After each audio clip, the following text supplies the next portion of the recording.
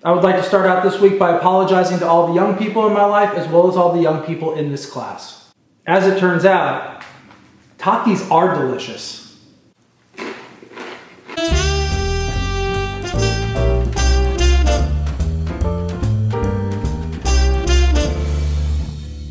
Hey everybody, welcome to week 2. Just like last week, I am Brian Baker and I'm still your instructor. And let's talk about some problems and some questions that came up from last week. Question 1, I am clicking on the labs and nothing is happening. What is going on? Hopefully everybody has already solved this because your first lab was already due by the time you see this video.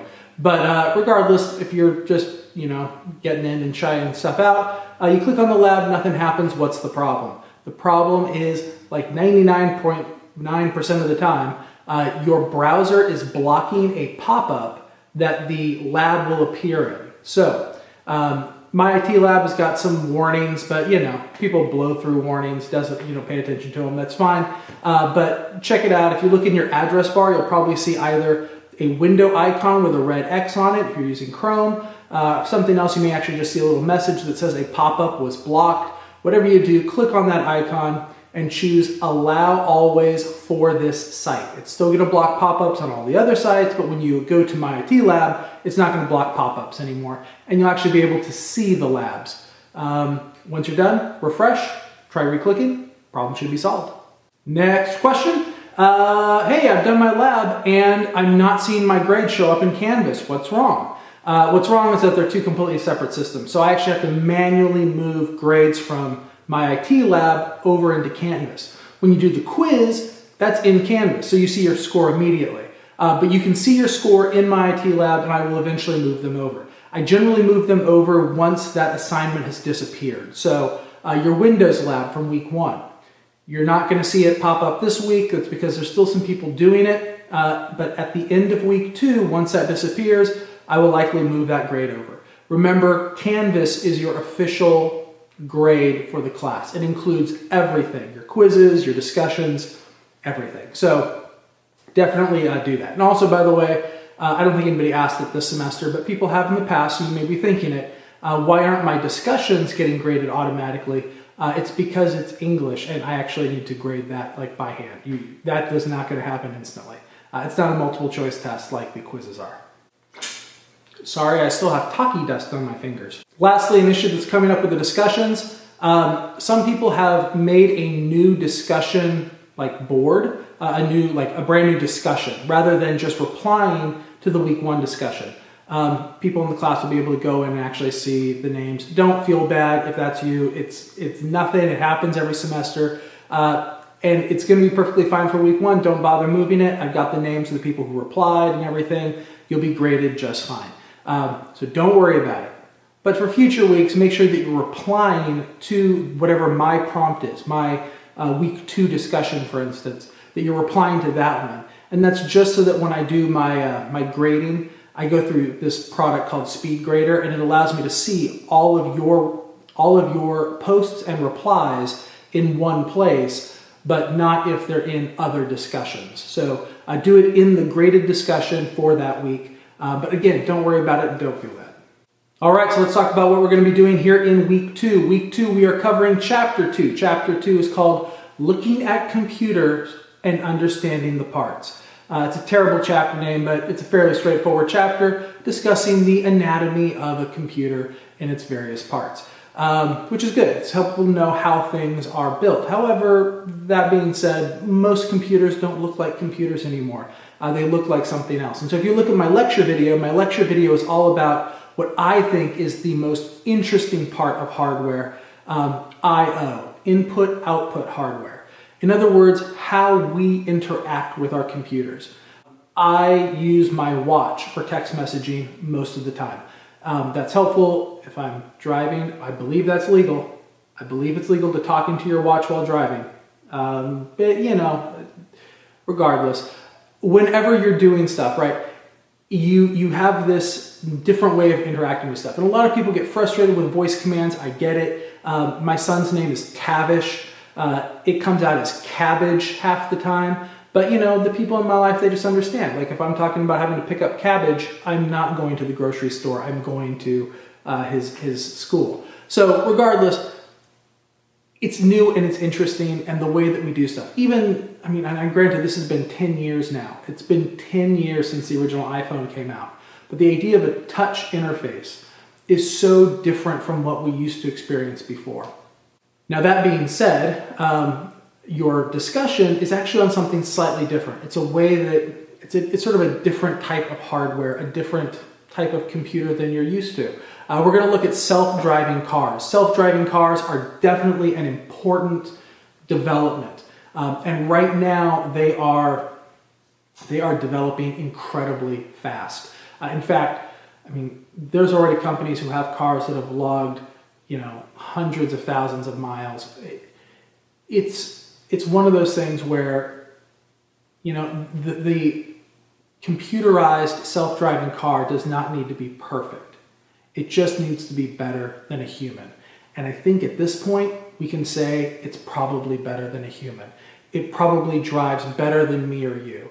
It responds quicker, it can see better. And so what's the holdup? Why, if the technology already exists, why can't I go out and buy a self-driving car right now? You can buy cars with self-driving features like the Tesla, but not fully self-driving cars. And the reason for that is the law, lawyers. We don't know what happens when a self-driving car, kills a pedestrian or gets into a car accident where someone is hurt or property is damaged. Who do you sue? Do you sue the driver? I mean, they weren't even involved, right? They're not driving. Do you sue the car manufacturer? Well, Ford certainly doesn't want that. Do you sue the person who created the technology that the car manufacturer put in? And the fact is, you're going to sue everybody. And so it becomes this liability nightmare. And that's why we don't have self-driving cars, despite the fact that they could save so many lives. And so essentially what I'm asking you to do this week is to first think, how would you feel getting into a car driven by a computer? Do you feel comfortable with that? What are your thoughts about self-driving cars right now? Don't watch a video, don't do anything. How do you feel, right? Then in the discussion prompt, you will see a video linked. It is a video from somebody from Google who's talking about their solution to the self-driving car and showing you a lot of onboard footage and explaining how it works and what they're doing with it right now. And then afterwards, I just want to see, has it helped you? Has it helped change your mind? Is it something where, you know what, maybe I could do this? Because self-driving cars as a technology has the ability to do a lot. It would change people's actual lives in a way that is really, really dramatic. I mean, the way that we're Fresno City College students. Picture showing up to campus in a self-driving car, having it drop you off by the library, and then saying, yeah, go find parking. I don't care. And the car just leaves and goes and finds its own parking, right? And not even on our lot, because that would cost you, right? It'll go into a neighborhood or go somewhere else, right? It'll drive back home. Who knows where it'll go? Doesn't matter where it goes. More than likely, it'll actually not even be owned by you. You may not need to own a car. That could be Uber. That could be Lyft. You just call and say, hey, I need to get from here to here. Car comes, picks you up, drops you off. And it could be cheaper because they're not paying a human being, which gets into the side problem of self-driving cars. There's going to be a lot of people out of work. I mean, taxi cab drivers, sure, but then you think commercial, truck drivers. There are a lot of companies right now who are very interested in self-driving vehicles, and they're primarily commercial drivers because that would save you so much money and so much liability. The idea that those trucks could just drive 24 hours a day, that's something that you can't do with a human driver. And so anyway, we're talking technology changes things, right? Talked about that last week. How is it changing stuff? If your goal is to be a truck driver, I would worry. This is a technology that is proven, it's here, and it's likely going to change our lives. And let's talk about the other side of it, right? I think we all know people. And so a self-driving car could save a lot of lives, not only in avoided accidents, but with drunk driving. The idea that, you and your friends go out on a Friday night, you have too much, hey, I'm not going to judge, right, until you get behind the wheel of a car. but how many people's lives could be saved if the worst thing that could happen is you show up at your mother's house because you told your car the wrong thing? That is a great future, where you know that you're not going to take somebody's life and nobody's going to, potentially take yours because of a drunk driving accident. So anyway, I look forward to, sharing a martini with you in a car someday. Not you, you know what I mean, in general. Point being, self-driving cars, changing stuff. Discuss it. What do you think? How do you think it's going to affect the future? That's your discussion for this week. Did I mention there's also a quiz on Chapter 2? I probably should have, but you should probably also know that that's going to happen every time. And lastly, there's the lab for this week. This week we are doing our first lab in Word, Word Chapter 1. And remember, I say lab because it's just the language I use.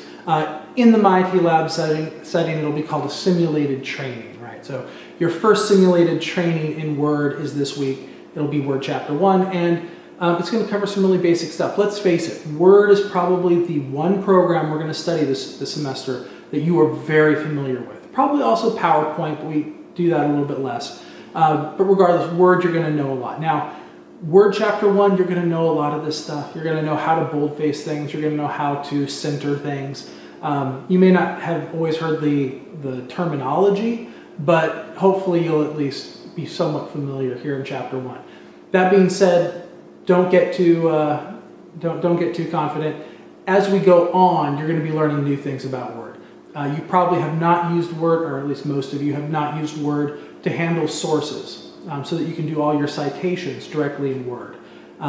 You're probably still doing them manually. A lot of English instructors still teach citations as though they're manual, when in reality, if you just put the information for the sources in, Word will do the perfect MLA citation for you. And then if later on you want to switch it to APA, you can just flip a little toggle switch and all of a sudden everything is now perfectly formatted APA. Formatting stuff is not worthy of your time and intelligence, right? Don't tell that to your English teacher. Point being, we're going to get into some other stuff as well. So things are coming up in Word this first week. Hopefully it feels very light for you and you can feel pretty confident with it. So yeah, that's the lab for this week.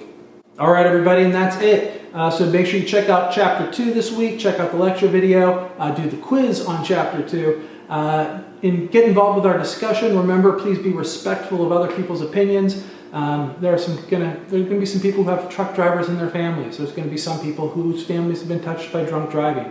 There's going to be stuff there. So please be respectful. And then make sure you do the quiz. Or sorry, not the quiz, the lab on Word. And like I said, hopefully you can feel pretty confident this week because you're probably fairly familiar with Word. That's it for this week, and I will hopefully see you online.